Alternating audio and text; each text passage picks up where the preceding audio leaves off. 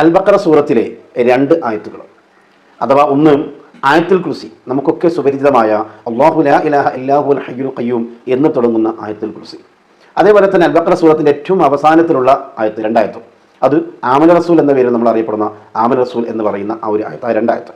ഇങ്ങനെ 3 ആയത്തുകൾ അല്ലാഹു ലാ ഇലാഹ ഇല്ലാഹുൽ ഹയ്യുൽ ഖയ്യൂം ലാ തഅഖുദുഹു സിനത്തുൻ വലാ നൗം ലഹു മാ ഫിസ് സമാവാതി മാ ഫിൽ അർദി തുടങ്ങിയിട്ടുള്ള ആ ആയത്തുൽ കുർസിയും ആമന റസൂൽ എന്ന് പറയുന്ന ആ ആയത്തുകളും, അങ്ങനെ ഈ 3 ആയത്ത് നമ്മൾ ഓതിയിട്ട് റബ്ബിനോട് നമ്മൾ ഏതൊരു വിഷയത്തിനാണോ സഹായം ചോദിക്കുന്നത് ആ കാര്യങ്ങളിൽ അല്ലാഹു തആല പെട്ടെന്ന് നമുക്ക് സഹായം നൽകുമെന്നാണ് മുത്തുനബി സല്ലല്ലാഹു അലൈഹി വസല്ലം തങ്ങൾ പഠിപ്പിച്ചിട്ടുള്ളത്.